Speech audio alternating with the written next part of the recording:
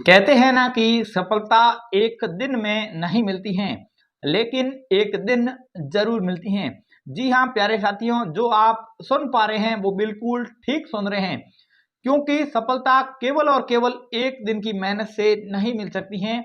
उसके लिए एक एक दिन और एक एक रात मेहनत करके जब आखिर में एक ऐसा समय आता है, वो एक दिन आता है जिस दिन आपको सफलता मिल जाती है। जी हाँ प्यारे साथियों, एक बार पुनः इस वीडियो में आपका स्वागत है। आज के इस वीडियो में मैं उस विषय वस्तु को लेकर आपके सामने जुड़ा हूं, जिसकी डिमांड आप सभी को काफी समय से थी, या आपने YouTube पर मेरे अलावा पहले भी कई वीडियो ऐसे देखे हैं जिनकी डिमांड आप लोगों को वर्तमान समय के अनुसार है। क्योंकि रीट पात्रता परीक्षा संपन्न हो चुकी है और उसके बाद राजस्थान कर्मचारी चयन बोर्ड ने अपना कर्तव्य निभाते हुए तृतीय श्रेणी अध्यापक भर्ती की परीक्षा तारीख भी आपके सामने डिक्लेयर कर दी है और उसकी परीक्षा 17 से 21 जनवरी 2026 को आयोजित होने जा रही है। लेकिन उसके लिए अभी हालांकि आपके पास पर्याप्त समय है, लेकिन उस पर्याप्त समय को कैसे सही तरीके से उपयोग में लें, कौन कौन सी विषय वस्तु का अध्ययन करें ताकि आने वाली 17 से 21 जनवरी के मध्य जो आपकी परीक्षा आयोजित होगी उसमें चयन सुनिश्चित किया जा सके। इसी विषय वस्तु पर चर्चा करने के लिए मैं आपके सामने जुड़ा हूं कि मैंने कौन कौन सी पुस्तकों को पढ़ा है या वर्तमान में मैं कौन कौन सी पुस्तकें पढ़ने जा रहा हूं, ताकि आप भी उन पुस्तकों को पढ़कर अपनी सफलता में एक और सिरमौर लगा सकते हैं। हालांकि ये एक पेड वीडियो भी नहीं है, क्योंकि जो पुस्तकें मैंने पढ़ी है या पढ़ रहा हूं उन्हीं पुस्तकों को आपके साथ साझा करने जा रहा हूं। जो लेखक मार्केट में अलग अलग प्रकार की पुस्तकें जारी कर रहे हैं, ना मैं उन लेखकों को जानता हूं ना ही वो मुझे जानते हैं।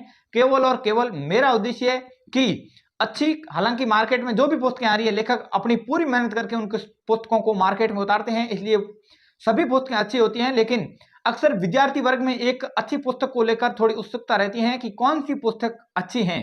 तो मैं आपके सामने वो पूरी पुस्तक छूसी लेवल 1 और लेवल 2 साइंस मैथ और एसएसटी के लिए, क्योंकि मैं इन दोनों लेवल साइंस मैथ को और लेवल 1 दोनों को भांप रहा हूं, इसलिए इन दोनों लेवल का मैंने बहुत अच्छी तरीके से एनालिसिस भी किया है और वो पुस्तक सूची आपके सामने रखूंगा। तो आप लोगों को भी एक जरूर लगेगा कि हाँ, ये पुस्तकें हमारे लिए थोड़ी अच्छी हो सकती हैं। मैं आपका एक एक डाउट जो मुझे पता है, क्योंकि मेरे खुद के अंदर वो डाउट रहता है, तो कहीं ना कहीं आप लोगों के अंदर भी वो डाउट हो सकता है। तो आप अगर इस वीडियो को एक बार पूरा देख लेंगे तो आपके सामने वो सारे डाउट क्लियर हो जाएंगे। वीडियो हो सकता है थोड़ा लंबा होगा, लेकिन आप एक बार इस वीडियो को थोड़ा सा समय देकर जरूर देख लीजिए। चलिए इस वीडियो में आगे बढ़ते हैं। उससे पहले बताना चाहूंगा कि पहली बार चैनल पर जुड़े हैं तो सब्सक्राइब करके बेल आइकन को प्रेस कर लें, क्योंकि आपका भाई, आपका साथी आपकी तरह ही मेहनत करके इतना टाइम निकालकर आपके लिए भी ये वीडियो जारी कर रहा है। मैं आपको थोड़ा सा पहले मेरे बारे में बता देता हूं कि मैंने रीट पहली बार 2021 के अंदर दिया था, L1 और L2 दोनों दिया था, क्योंकि उस समय मेरी तुरंत ही बीएड कंप्लीट हुई थी और मेरे पास बीएसटीसी की डिग्री नहीं थी। लेकिन उस समय बीएड धारियों को फॉर्म भरवाए गए थे L1 में भी, तो मैंने दोनों लेवल के फॉर्म भरे और दोनों लेवल की परीक्षा दी थी। उस समय मेरे L2 साइंस मैथ्स के अंदर 122 नंबर थे और L1 के अंदर 131 नंबर थे।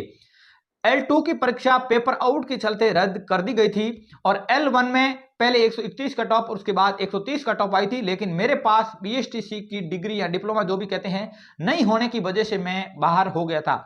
उसके बाद 2022 के अंदर फिर से पात्रता परीक्षा होती है और L2 की पात्रता में उस बार भी मेरे 122 नंबर ही थे और कुछ मेरी खुद की गलतियां रही हैं कहीं ना कहीं तैयारी करने को लेकर, प्रश्नों में सिंपल प्रश्नों को लेकर।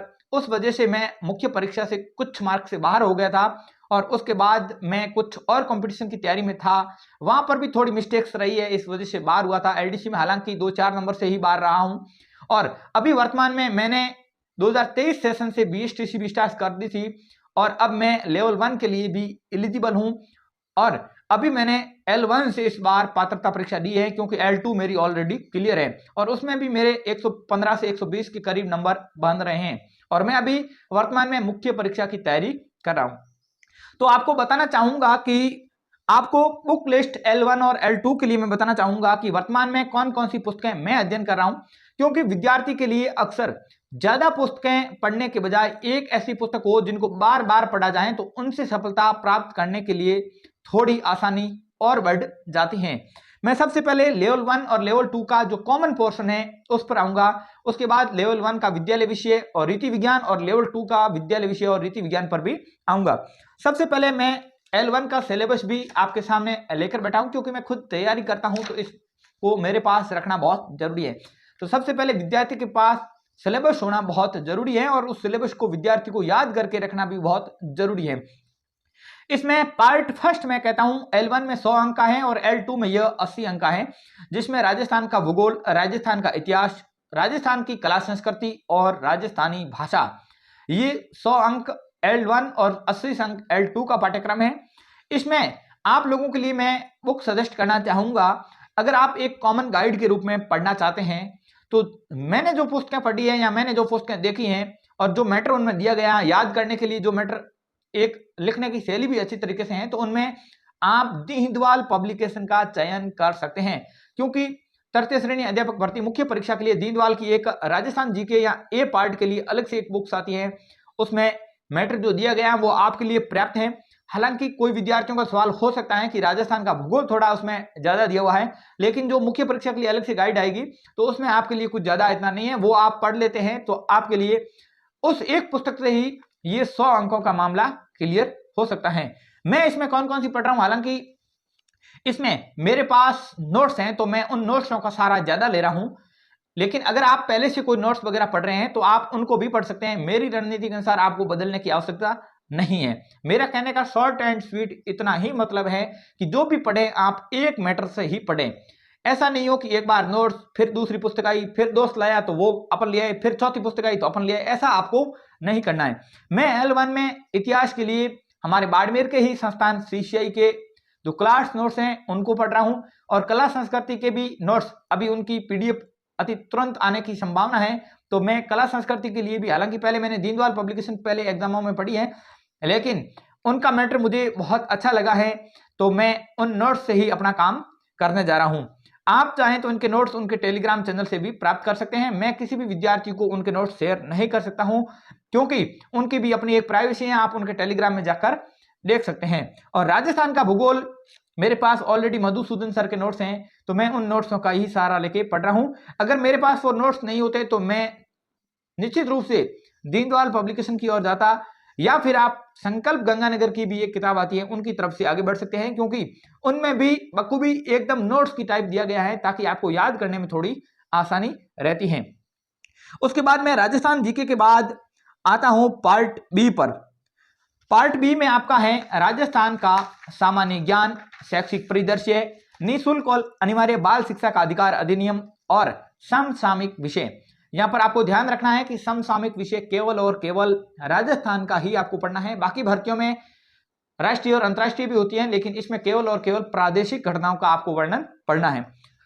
अगर इस पार्ट के लिए मैं एक कॉमन गाइड आपको वर्तमान उपलब्ध गाइडों में से सजेशन देना चाहूं तो दीनदयाल पब्लिकेशन की भी एक गाइड आती है, मैंने पिछली बार ये पढ़ी थी, जिसमें राजस्थान का सामान्य ज्ञान, शैक्षिक परिदृश्य, RT वगैरह, राजस्थान की राज व्यवस्था, ये बी पार्ट पूरा का पूरा इसमें कॉमन है। मैंने ये पुस्तक पिछली बार पढ़ी है, अच्छी पुस्तक है। मैं इसी पुस्तक को वापस पढ़ूंगा और इसका अपडेट अभी आया नहीं है, अपडेट अभी तुरंत ही 10-15 दिन में लगभग आ जाएगा, तो आप इसकी अपडेट पुस्तक लेना, क्योंकि शैक्षिक परिदृश्य में कुछ ऐसे नवाचार, राजस्थान सरकार के ऐसे कार्यक्रम स्कूलों में चलाए गए हैं तो, और कुछ ऐसी योजना है जिनके नाम परिवर्तित किए गए हैं, तो उन अपडेट में आप उनको देख सकते हैं।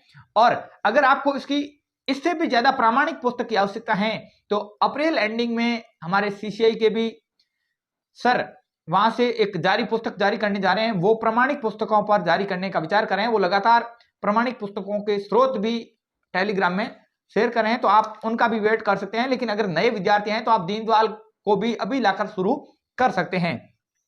मैंने आपको बता दिया कि मैं तो इसको ही पढ़ रहा हूं, इसको ही पढ़ा है बी पार्ट के लिए, इसके अलावा कुछ भी नहीं पढ़ूंगा। और करंट अफेयर्स के लिए आपको बताना चाहूंगा, आप मूमल की तरफ भी जा सकते हैं, मूमल द्विमासिक आती है, या आप क्रोनोलॉजी में राजस्थान के जो 7 पेज आते हैं बीच में, उनको भी मंथ वाइज पढ़ेंगे तो वो भी आपके लिए एडवांस हो सकते हैं। यहाँ एक नानक क्लासेस करके हैं, उनकी भी पुस्तक आती है और उनके यूट्यूब चैनल पर भी जाकर आप देख सकते हैं, वो भी काफी अच्छी रहती है। उसके बाद मैं आता हूं पार्ट 3 में विद्यालय विषय, पार्ट 4 में रीति विज्ञान। इन दो पार्टों को मैं लास्ट में लूंगा। मैं आता हूं शैक्षणिक मनोविज्ञान पर। क्योंकि शैक्षणिक मनोविज्ञान ये दोनों लेवल के लिए कॉमन रहने वाला एक टॉपिक है। शैक्षणिक मनोविज्ञान आपके दोनों लेवल में 20-20 नंबर का रहता है। और शैक्षणिक मनोविज्ञान के लिए मैं मेरी पुस्तक सूची बता देता हूं। मैं वर्तमान में सक्सेस पॉइंट वीरेंद्र सर जी के नोट्स पढ़ रहा हूं और इसके साथ सिकवाल की पुस्तक पढ़ रहा हूं, क्योंकि मैंने 2021, 2022 पात्रता, 2022 मुख्य परीक्षा, इन तीनों के लिए सिकवाल को ही पढ़ा है और साइकोलॉजी में काफी अच्छा स्कोर भी मैंने उस पुस्तक से किया है। तो आप निश्चित रूप से अगर पुस्तक लेने की सोच रहे हैं तो आप सिकवाल पब्लिकेशन की तरफ जा सकते हैं, या आप पहली बार पढ़ रहे हैं तो भी वो पुस्तक आपके लिए अच्छी होगी, क्योंकि उनकी भाषा बहुत सरल दी गई है, आसानी से समझ में आ सकती है।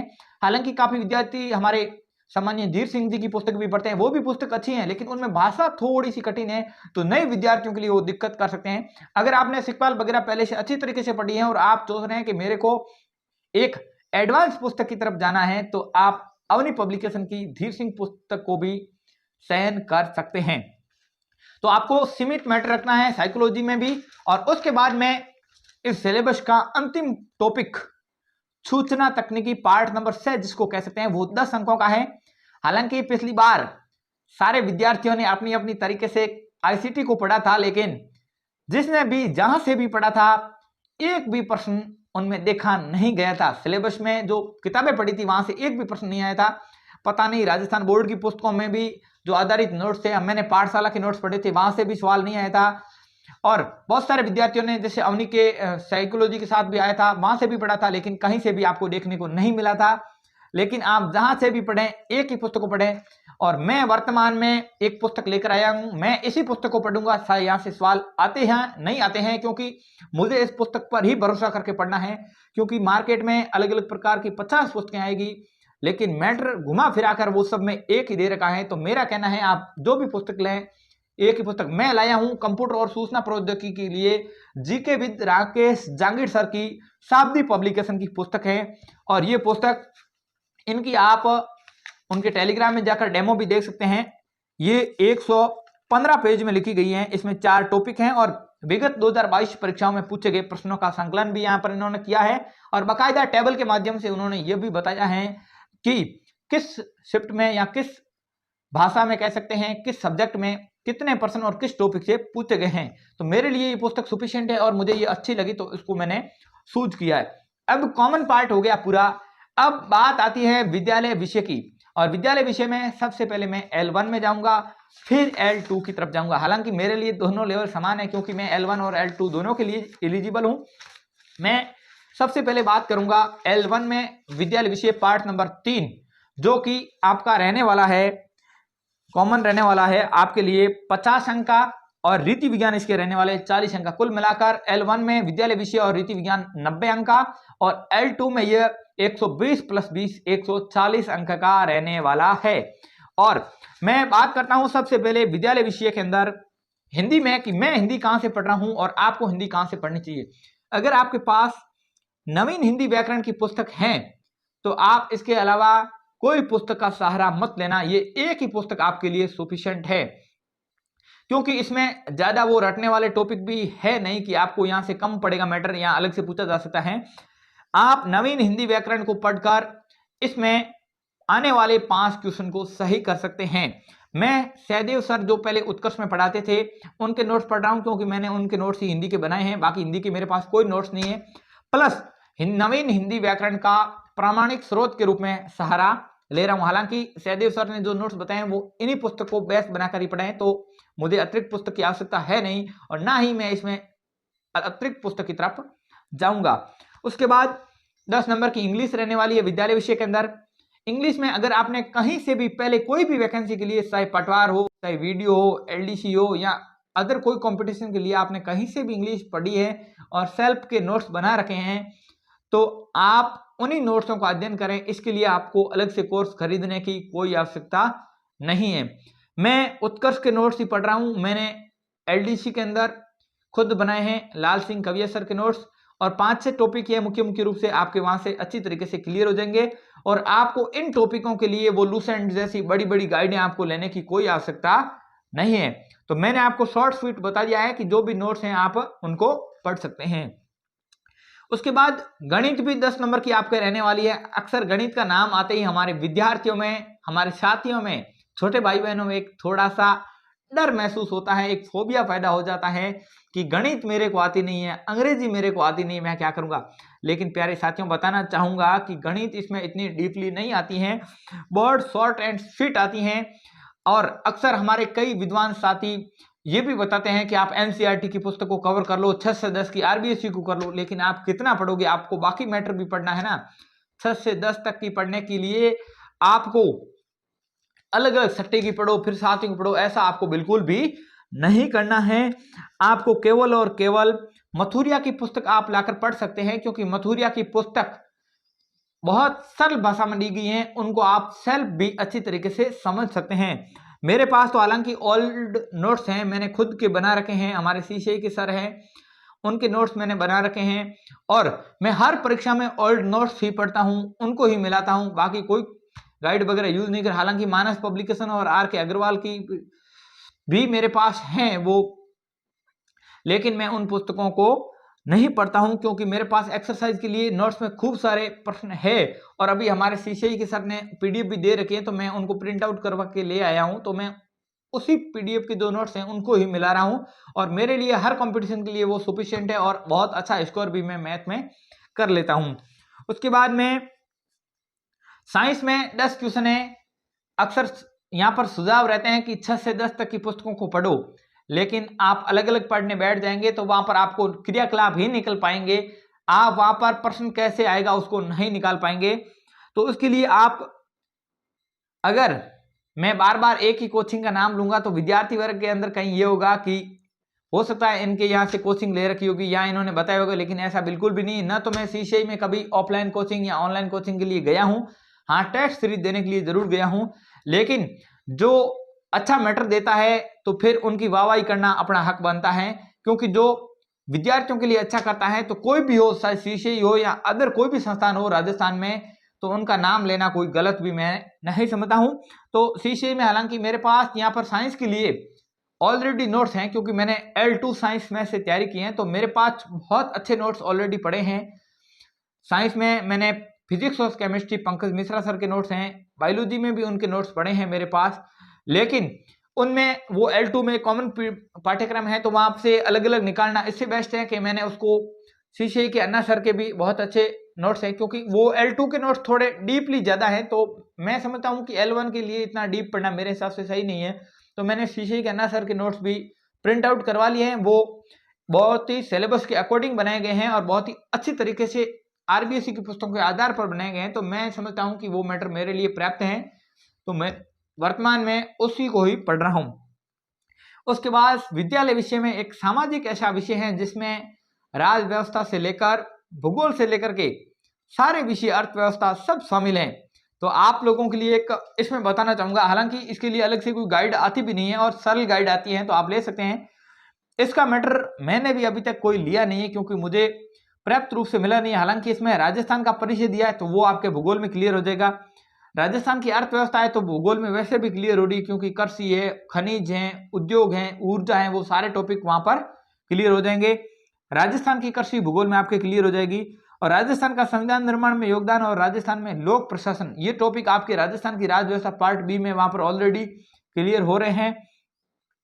फिर रहता है भारत का संविधान, आपको मोटा मोटी रूप से पूरा संविधान नहीं पढ़ना, एक आध प्रश्न आएगा तो आप ऊपर से कौन कौन से अनुच्छेद हैं, मूल कर्तव्य कौन कौन से हैं, या नीति निर्देशक तत्व कौन कौन से हैं, या मोटा मोटी रूप से आपको यही देखना है कि मूल अधिकार कौन से हैं और कौन से अनुच्छेद से कौन से तक हैं, ये मुख्य रूप से आपको देखना है।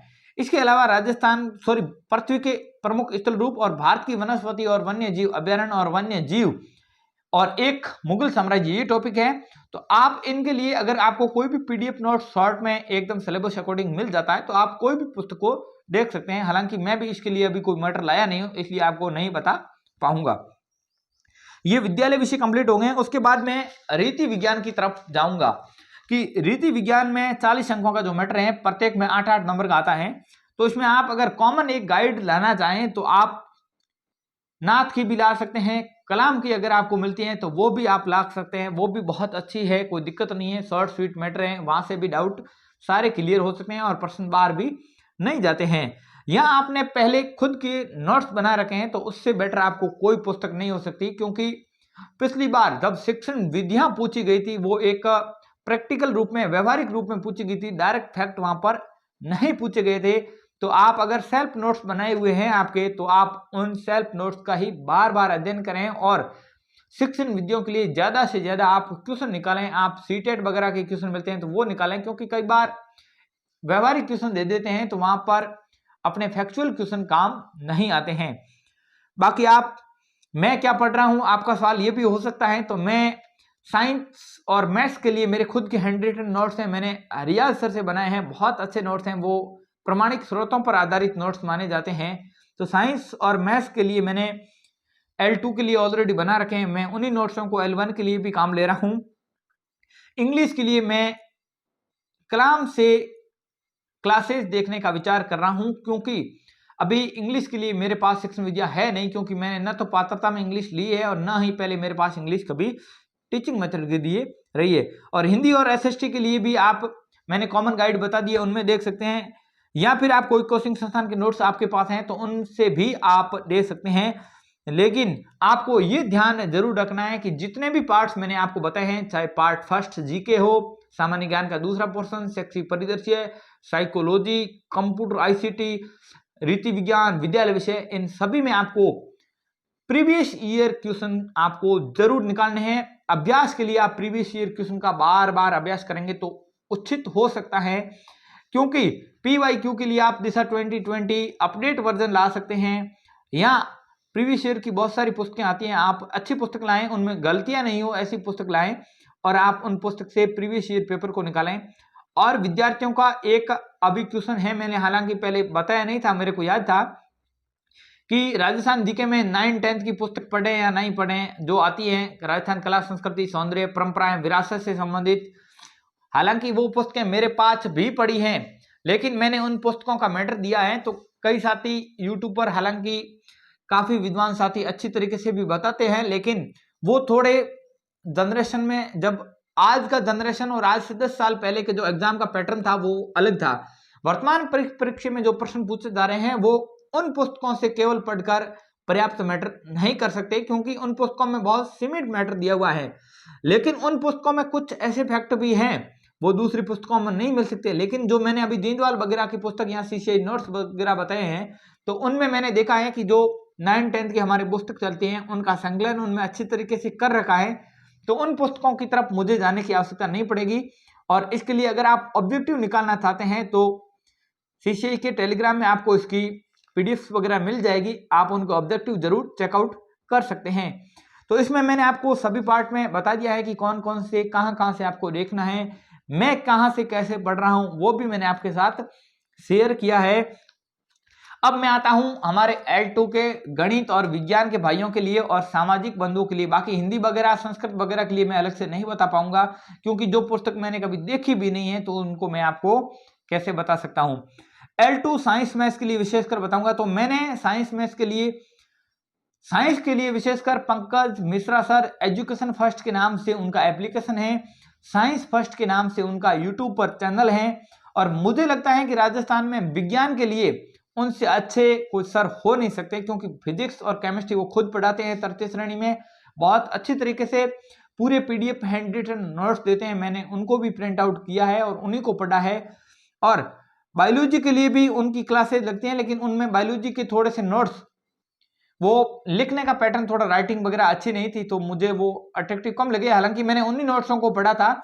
बाकी आप आकाश काटेवा सर के नोट्स भी पढ़ सकते हैं, उनकी मैंने नोट्स भी देखे हैं, वो भी बायोलॉजी के लिए बहुत अच्छे लिखवाते हैं। वो 6 to 12 तक पूरी बायोलॉजी उनमें कवर करने की कोशिश करते हैं। और मैथ के लिए अगर आपने कहीं से कोर्स ले रखा है या अगर आप पहली बार पढ़ रहे हैं तो मैं आपको छोटा सा सजेशन भी देना चाहूंगा कि गणित आपके पूरी 60 नंबर की रहने वाली है सब्जेक्ट के रूप में, रीति विज्ञान तो अलग है, तो आप कोर्स की तरफ भी जा सकते हैं स्पेशल मैथ्स के लिए।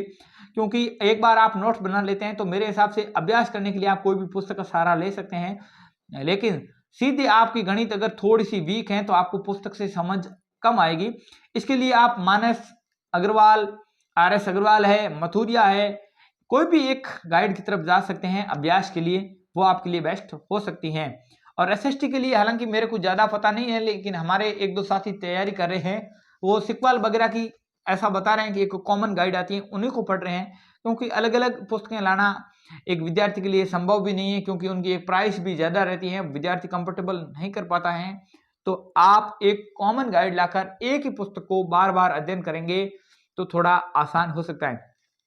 ये पूरी पुस्तकें मैंने जो पढ़ी हैं उसी बेस पर पढ़ाई, हालांकि अनेकों अनेक यूट्यूब पर हमारे विद्वान साथी बताते हैं, हमारे गुरुजन बताते हैं, लेकिन मैं मानता हूं कि जो विद्यार्थी, जो साथी, जो गुरुजन कोई भी हो, लेकिन जो बात जो खुद वो करके देखता है, जैसे बात करते हैं, एक आप बात को सुनते हैं, एक देखते हैं, एक प्रैक्टिकल करते हैं, जिस चीज को सीखते हैं, उसमें जिस बात में आप प्रैक्टिकल करते हैं वो बात आप अच्छी तरीके से डिवाइड कर सकते हैं, एक्सप्लेन कर सकते हैं। तो मैंने भी जो चीज हकीकत में देखी है, जो मैं वर्तमान में देख रहा हूं, उसी को बेस बनाकर आपके सामने रखा है। तो मैं समझता हूं कि ये आपके लिए एक अच्छा मौका हो सकता है रणनीति के लिए। उसके बाद आपके कुछ अन्य डाउट्स भी है, मैं उन पर भी आ रहा हूं। 5-6 क्वेश्चन है आपके, अक्सर विद्यार्थी पूछते हैं कमेंट बॉक्स के माध्यम से कि सबसे पहला ऑप्शन आपका रहता है कि कोचिंग करनी चाहिए या नहीं करनी चाहिए, और अगर कोचिंग करनी चाहिए तो ऑफलाइन करें या ऑनलाइन। तो सबसे पहले, अगर आप पहली बार तैयारी कर रहे हैं, आपने कहीं से भी पहले पढ़ा नहीं है, तो मेरा मानना है कि एक बार आपको कोचिंग कर लेनी चाहिए। और अगर आप पहली बार कोचिंग करते हैं तो मेरा मानना है कि मैं ऑफलाइन कोचिंग को वरीयता दूंगा, क्योंकि अभी 9-10 महीनों का समय भी आपके पास है, तो आप एक बार 5-6 महीनों में अच्छी कोचिंग भी कर सकते हैं। लेकिन अगर आपने पहले से पढ़ रखा है, एक आध कोई पार्ट है, जैसे L1 के लिए इंग्लिश है, मैथ है, ये आपके थोड़े डाउन हो सकते हैं, या L2 में आपका कोई पार्ट वीक हो सकता है, तो आप उसके लिए ऑनलाइन पर्सनल स्पेशल कोर्स को चूज कर सकते हैं, क्योंकि पूरी कोचिंग के लिए आपको बहुत ज्यादा समय देना पड़ेगा। दूसरा कोचिंग आपका है कि क्वेश्चन आपका है कि ऑनलाइन कोर्स कौन सा लें। तो इसके बारे में मैं बिल्कुल भी सजेस्ट नहीं करूंगा, क्योंकि राजस्थान के प्रत्येक संस्थान मेरे लिए बराबर हैं और मैंने किसी भी संस्थान का कोर्स नहीं लिया है, तो इसलिए मैं आपको बिल्कुल भी सजेस्ट नहीं करूंगा। क्योंकि मैंने स्पेशल साइंस के लिए मिश्रा सर का लिया, तो मैंने आपको बता दिया, बाकी पूरा कोर्स मैंने कोई भी संस्थान का तृतीय श्रेणी भर्ती के लिए नहीं लिया, इसलिए मैं बिल्कुल भी नहीं बताऊंगा। राजस्थान के बहुत सारे नामी संस्थान हैं, जो आपको अच्छा लगे वहां से आप इसको देख सकते हैं। उसके बाद तीसरा क्वेश्चन है कि एनसीईआरटी पढ़े या आरबीएसई पढ़े या नहीं पढ़े। तो ये प्रश्न मैंने आपको पहले ही बता दिया है कि जीके के लिए आपको हालांकि उनमें पढ़ने की ज्यादा आवश्यकता नहीं है, क्योंकि जो पुस्तकें आई हैं उनमें अक्सर मैटर दे रखा है और उनके आप पीवाईक्यू आप देख सकते हैं, या अभ्यास पीडीएफ मैंने आपको बता दिया कहां से मिलेगी। बाकी आपको अलग अलग किताबों के लिए भागना नहीं पड़ेगा, क्योंकि आप 6ठी से 10वीं विज्ञान, गणित, फिर हिंदी, सामाजिक, उधर जीके के लिए सारी लेकर बैठेंगे, तो मैं समझता हूं कि ये एक टेबल पूरी है ना, ये पूरी टेबल की भर जाएगी आपके मैटर से, और इतना मैटर आप एक नहीं 4 साल में भी नहीं पढ़ पाओगे। उसके बाद अगला क्वेश्चन विद्यार्थियों का है कि टेस्ट सीरीज ले या नहीं ले। मैं मानता हूं कि अगर आपने सिलेबस को 2-3 बार 4 बार अच्छी तरीके से पढ़ लिया है तो आप टेस्ट सीरीज जरूर लें, क्योंकि टेस्ट सीरीज के माध्यम से अभ्यास करके अपनी गलतियों को आप सुधार सकते हैं। क्योंकि जब तक गलतियां आप यहां पर नहीं सुधारोगे तो एग्जाम हॉल में ये आपके लिए बड़ी दिक्कत कर सकते हैं। तो आप निश्चित रूप से टेस्ट सीरीज लीजिए, लेकिन बाकायदा आपने 3-4 बार सिलेबस पढ़ा है। उन विद्यार्थियों को अभी टेस्ट सीरीज लेने की आवश्यकता नहीं है जो अभी पहली बार सिलेबस पढ़ रहे हैं। तो आप सिलेबस पढ़ोगे या टेस्ट दोगे, जब तक आपका पाठ्यक्रम पढ़ा हुआ नहीं होगा तब तक आपके नंबर कम आएंगे और आपको लगेगा कि मेरी तैयारी डाउन है। आप मोरल डाउन करोगे तो आप अपने आप की परफॉर्मेंस को अच्छा भी नहीं कर पाओगे। उसके बाद आपका अंतिम क्वेश्चन मुझे पता है कमेंट बॉक्स के माध्यम से विद्यार्थियों को आएगी कि जो जो नोट्स आपने बताए हैं वो आप हमें भेज दो। तो मैं निश्चित रूप से टेलीग्राम पर ये नोट्स बिल्कुल कहता हूं कि नहीं भेज पाऊंगा, क्योंकि टेलीग्राम में कॉपीराइट का इश्यूज भी रहता है और प्रत्येक संस्थान की अपनी अपनी प्राइवेसी है। तो मैं किसी के भी नोट्स अपने टेलीग्राम में नहीं भेज पाऊंगा, मैं उसके लिए आपसे माफी चाहता हूं। आपको मैंने जो जो नाम बताए हैं वहां उनके टेलीग्राम पर जाकर आप उनको प्राप्त कर सकते हैं। लेकिन बाकी एजुकेशन से जुड़ी पल पल अपडेट आप प्राप्त करना चाहते हैं तो निश्चित रूप से आप हमारे टेलीग्राम को ज्वाइन करें, उसका लिंक डिस्क्रिप्शन में आपको मिल जाएगा। स्क्रीन पर भी पट्टी चल रही है उस पर भी आपको मिलेगा, और स्क्रीन की पट्टी में एक व्हाट्सएप नंबर भी आपको मिल जाएंगे। उस व्हाट्सएप नंबर पर भी आप मैसेज करके हमारे से स्टेटस के माध्यम से सीधे जुड़ सकते हैं। उम्मीद करता हूं कि आज के वीडियो में मैंने पूरा डिटेल एनालिसिस आपके सामने रखा है। हालांकि वीडियो काफी लंबा हुआ है, लेकिन पूरी विषय वस्तु को शेयर करने के लिए अक्सर वीडियो लंबा करना पड़ता है, क्योंकि शॉर्ट 2-4 मिनट में सामग्री आपके सामने रखना पॉसिबल नहीं है। मैंने हर तथ्य पर, हर पहलू पर विस्तार से चर्चा करने की कोशिश की है। उम्मीद करता हूं ये देखने के बाद आपका कोई भी डाउट शेष नहीं रहेगा। लेकिन इसके बावजूद भी अगर किसी का डाउट है तो कमेंट बॉक्स आपके लिए खुला है ना, आप वहां पर कमेंट करें। आने वाले वीडियो में मैं उन कमेंटों से आपके क्वेश्चन लेकर आपको रिप्लाई करने की कोशिश करूंगा, ताकि आपके जो भी डाउट रहेंगे वो अच्छी तरीके से क्लियर हो सकेंगे। आज की वीडियो में इतना ही, मिलते हैं नेक्स्ट इंफॉर्मेटिव वीडियो में। तब तक के लिए आप सभी को एक बार पुनः नमस्कार, राम राम, धन्यवाद, बहुत बहुत आभार।